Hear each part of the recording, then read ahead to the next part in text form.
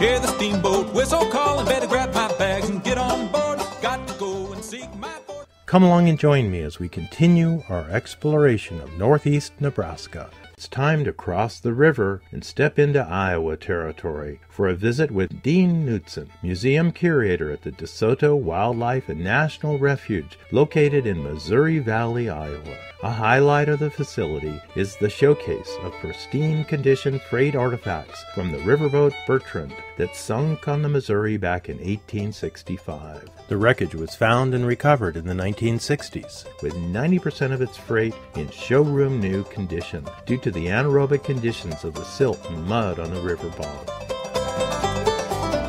Hear the steamboat whistle calling, better grab my bags and get on board. Got to go and seek my fortune. My name is Dean Knudsen. I'm a museum curator with the Fish and Wildlife Service. You have an incredible steamship that sunk in its relics right here. Yeah, we have a built-in wow factor here. When people walk in, they don't expect to see artifacts off of a steamboat. This boat sank in 1865. So they found it in the 60s, then, right? Yeah, almost 100 years later. And we're coming up on the 150th anniversary of when the boat sank. And this was a freighter primarily, wasn't it? Yes, cargo carrier.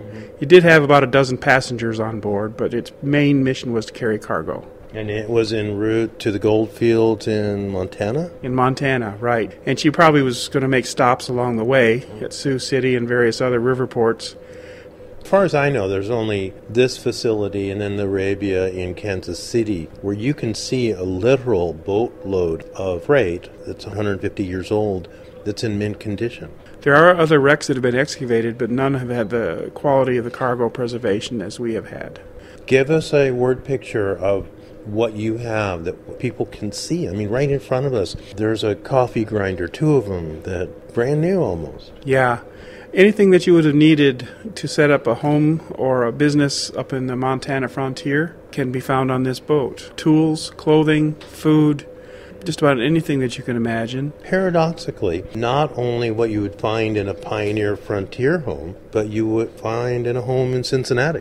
Yeah, there's cut glass candy dishes here, imported china from England. There's a French champagne that was on board, brandied peaches, even some sardines that were imported from Europe. Those things would have been for those lucky few that actually found gold, I imagine, or maybe used by the merchants who made money by selling these things to the miners. Right. And your website is? DESO.FWS. Excellent. Dean Knudsen, thank you so much for sharing. What a pleasure. My pleasure, too. I hope you come out and see it.